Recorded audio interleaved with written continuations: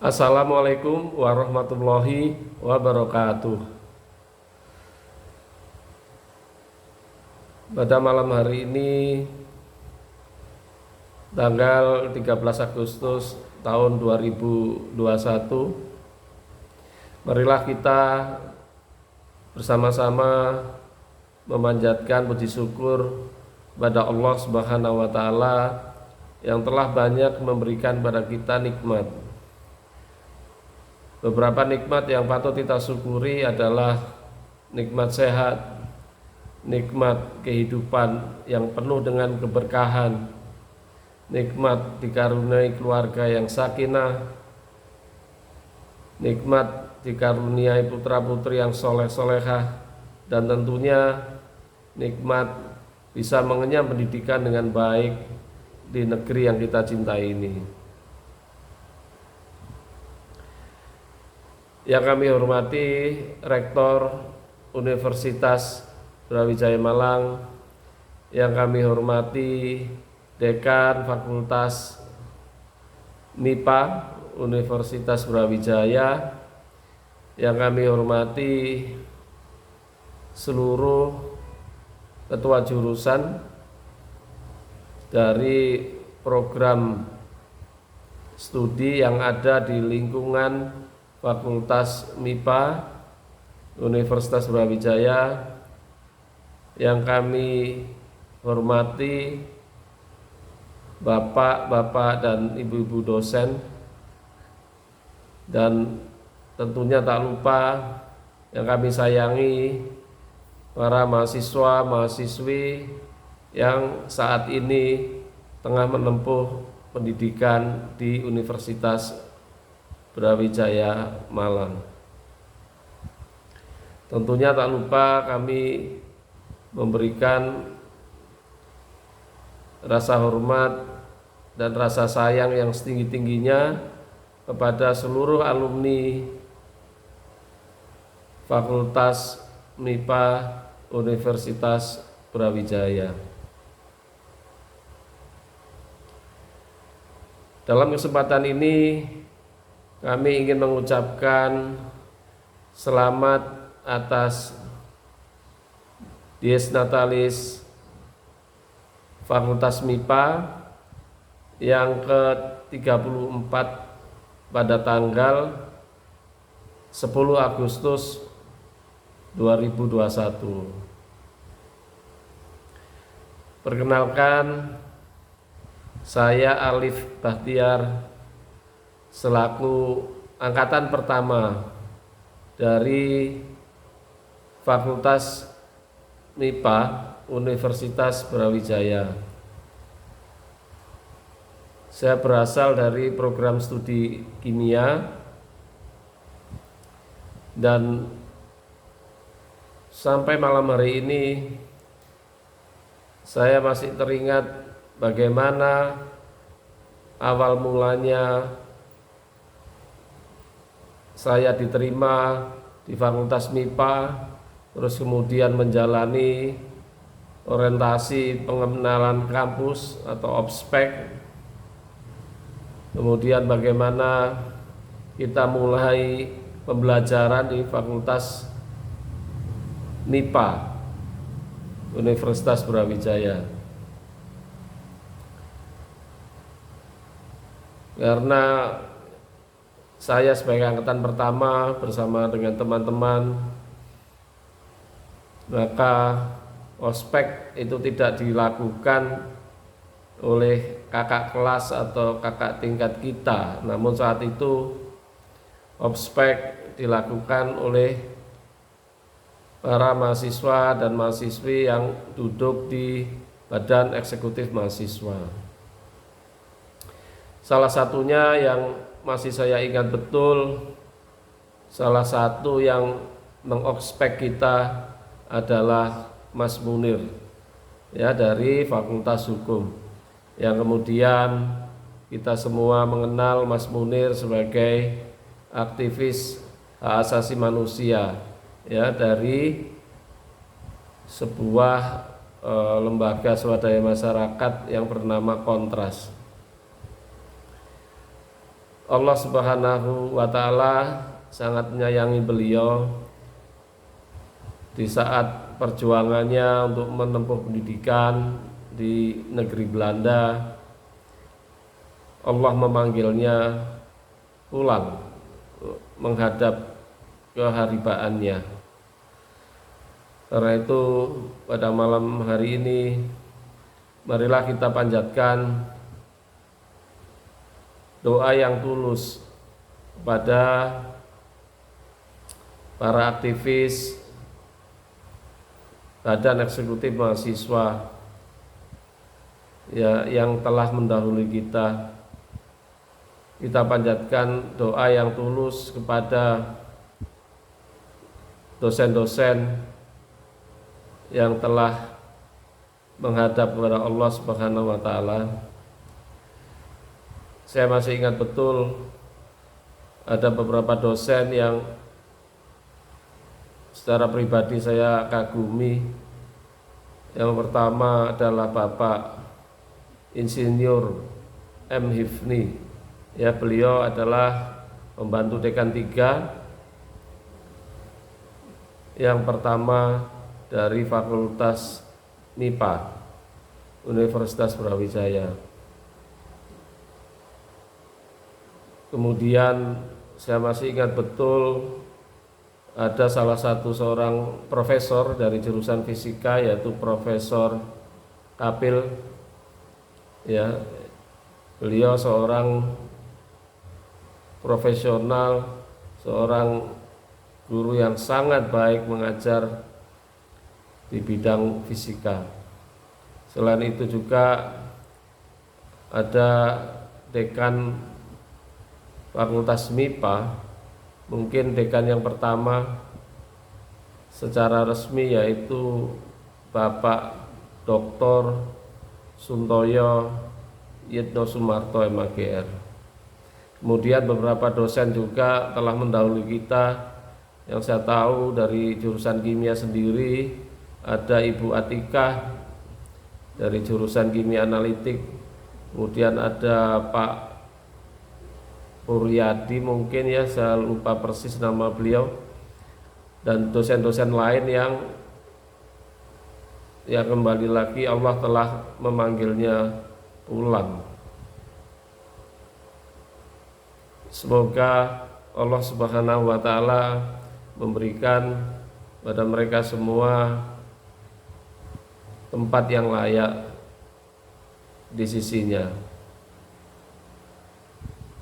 Tak lupa juga kita semua mendoakan pada para dosen, termasuk juga para alumni ya, yang saat ini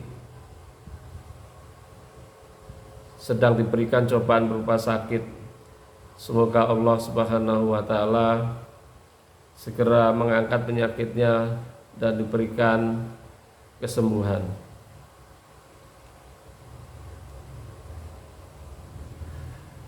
Saya masih teringat betul Fakultas MIPA saat itu di tahun 1987 masih bernama program MIPA. Jadi kalau kita bertemu dengan teman-teman dari fakultas yang lain, jujur saja terkadang kita merasa minder. Yang lain namanya fakultas, kalau kita namanya program. Kemudian kita saat itu juga belum mempunyai gedung kuliah yang representatif seperti sekarang. Laboratorium yang dimiliki juga belum khusus laboratorium sesuai dengan subjek program studi, seperti misalnya khusus laboratorium kimia organik, khusus laboratorium kimia analitik, khusus laboratorium misalnya kimia fisik dan sebagainya ya. Beberapa kali saya datang ke kampus Universitas Brawijaya, secara pribadi saya sangat bangga dengan perkembangan yang sangat pesat daripada infrastruktur Fakultas MIPA. Kemudian juga saat itu dosen yang bergelar S2, saya masih ingat di jurusan kimia itu baru ada Insinyur Chandrawati MS, kemudian juga ada Bapak Dr. Andes Hari MPD. Ya hanya dua itu dosen-dosen yang bergelar master, yang lainnya saat itu masih bergelar S1. Saya rasa kondisi seperti ini juga sama untuk jurusan-jurusan yang lain, ya seperti biologi, fisika, dan matematika. Kalau dilihat usianya antara mahasiswa dan dosen, saya rasa saat itu juga mestinya tidak terpaut banyak. Karena itu kami dan teman-teman sungguh merasakan sebuah kehangatan untuk bisa berkomunikasi, bergaul dengan para dosen-dosen saat itu. Kami betul-betul seperti sebuah keluarga. Kemudian juga fasilitas-fasilitas laboratorium mungkin tidak seperti sekarang ini. Jadi waktu itu sangat-sangat terbatas. Kemudian dari sisi kemahasiswaan, saya ingat betul masing-masing program studi itu mempunyai yang namanya himpunan mahasiswa. Alhamdulillah saat itu saya menjadi ketua himpunan mahasiswa jurusan kimia yang pertama. Nah, karena saat itu kita belum mempunyai kantor, saya masih ingat juga kantor kita itu kemudian mengambil sebuah bedeng bekas tempat kuli-kuli ataupun pengawas untuk membangun gedung MIPA yang baru. Itu kalau siang sekretariat itu panasnya luar biasa, karena memang selain sempit, kemudian dindingnya itu berbahan dasar triplek, atapnya itu seng. Jadi kalau siang, masya Allah panasnya luar biasa. Tapi itulah semangat daripada kita ya untuk bisa tetap memajukan kehidupan dunia kemahasiswaan. Alhamdulillah 2 tahun setelah kita memiliki himpunan mahasiswa kimia di tahun 1987, kita mampu bersama-sama dengan teman-teman dari jurusan kimia universitas yang lain seperti ITB, ITS, UNER, UGM, Universitas Andalas dan sebagainya. Kita mampu mendirikan yang namanya Ikatan Himpunan Mahasiswa Kimia Indonesia. Dan alhamdulillah saya lihat di beberapa media yang ada, Ikatan Himpunan Mahasiswa Kimia Indonesia masih eksis sampai sekarang. Dan bahkan kita sekarang memiliki grup WA sebagai sarana komunikasi.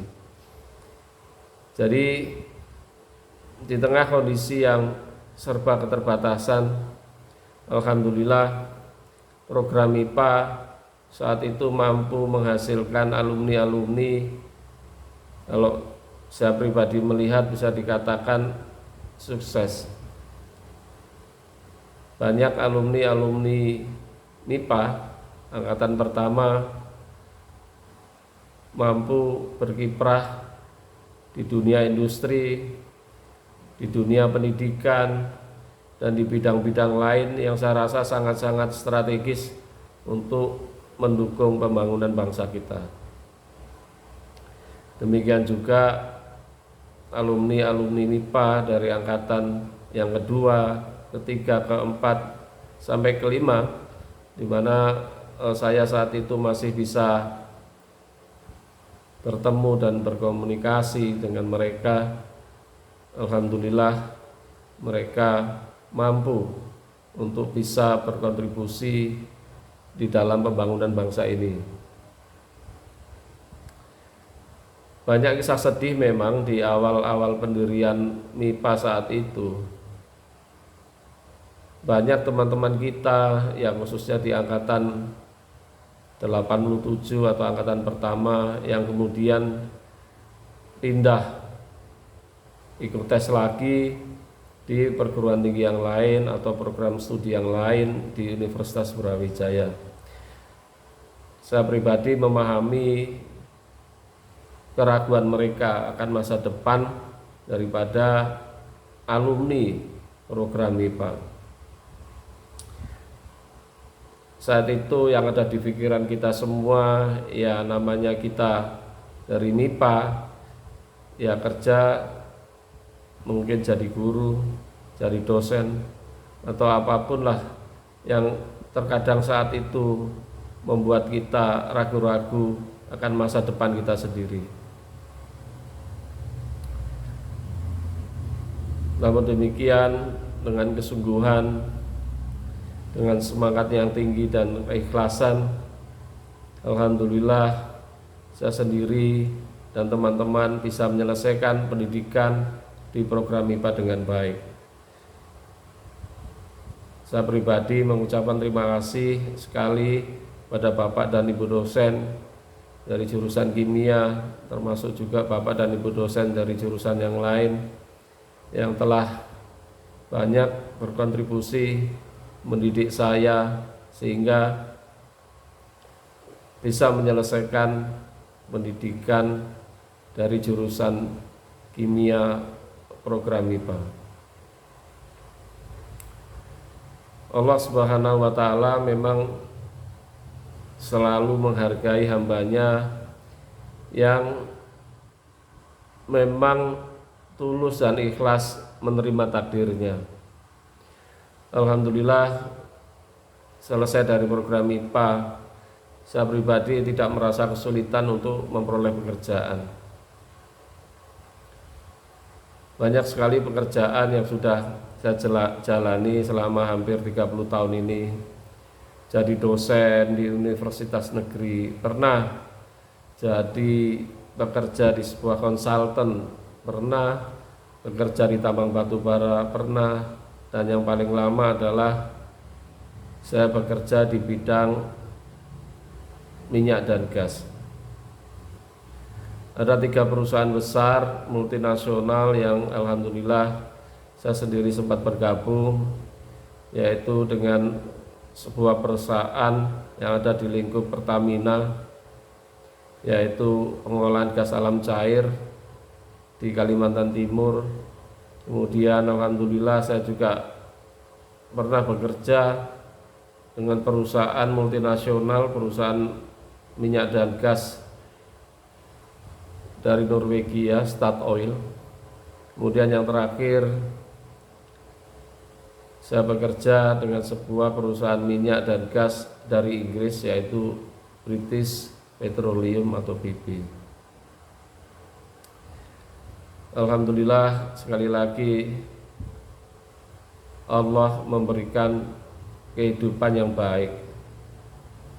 Karena itu sekali lagi terima kasih kepada Bapak dan Ibu-ibu dosen yang telah dengan semangat tanpa lelah mendidik saya dan teman-teman sehingga betul-betul bisa menyelesaikan pendidikan di program MIPA. Kalau melihat usianya yang 34 tahun, bisa dikatakan itu adalah sebuah usia yang matang bagi sebuah lembaga pendidikan. Beberapa kali saya berkunjung ke kampus Universitas Brawijaya Malang, kemudian saya silaturahmi ke Fakultas MIPA. Alhamdulillah sudah banyak dosen-dosen yang bergelar doktor dan bahkan dosen-dosen yang sudah memiliki gelar profesor. Karena itu ini adalah hal yang sangat baik sehingga para mahasiswa, mahasiswi bisa mendapatkan pendidikan, pengajaran yang baik sekali kualitasnya dari para dosen yang telah menempuh pendidikan postgraduate tadi. Namun di tengah kematangan usia tadi, pengalaman saya bekerja di berbagai perusahaan, khususnya di perusahaan minyak dan gas di Indonesia maupun di luar negeri, saya melihat aspek integritas dari mahasiswa kita, atau sebutlah mahasiswa Indonesia, cukup lemah atau bisa dikatakan sangat lemah. Integritas di sini maksudnya seorang sarjana yang memang memiliki kejujuran, taat kepada peraturan, kemudian mampu menyelesaikan apa yang sudah dimulai atau finish what we start. Kemudian juga para sarjana yang memiliki komitmen yang tinggi. Dari beberapa aspek itu, saya pribadi melihat mahasiswa kita masih kalah dengan, maksudnya sarjana kita masih kalah dengan sarjana dari luar negeri. Ketika saya bekerja di British Petroleum atau BP, saya bertemu dengan banyak sekali insinyur dari ITB, dari ITS, dari Gajah Mada, dari UI, termasuk juga beberapa insinyur yang dari Universitas Brawijaya sendiri, kemudian insinyur-insinyur juga yang berasal dari pendidikan di luar negeri seperti Malaysia, Amerika, Inggris dan sebagainya.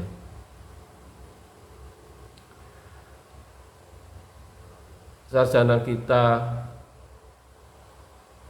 sepertinya kalau dikasih kesempatan atau tantangan dalam rangka memajukan perusahaan, sepertinya kurang berani untuk tampil. Budaya speak up atau berbicara secara profesional dalam berbagai kasus di perusahaan atau di industri masih kalah dengan sarjana-sarjana dari luar negeri. Belum lagi kita berbicara masalah kejujuran.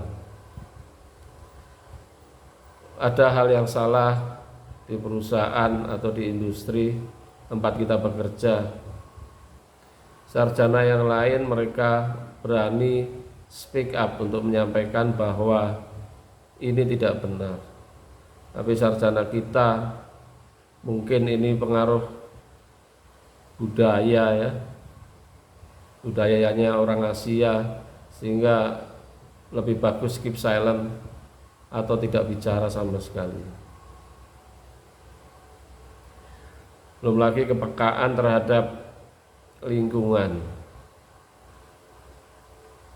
Sarjana-sarjana kita yang saya temui ketika dihadapkan dengan permasalahan yang berkaitan dengan lingkungan, sepertinya tanpa diminta banyak yang mundur teratur. Padahal permasalahan-permasalahan lingkungan itu sangat-sangat penting untuk bisa diselesaikan demi kelangsungan perusahaan. Saya sendiri selama bekerja mencoba untuk peduli dengan lingkungan. jiwa aktivis saya alhamdulillah sampai saya bekerja pun masih melekat. Sebuah contoh ketika saya menjadi dosen di sebuah universitas negeri di Kalimantan Timur. Saat itu pemerintah Kota Samarinda ingin melakukan penurapan daerah aliran Sungai Mahakam.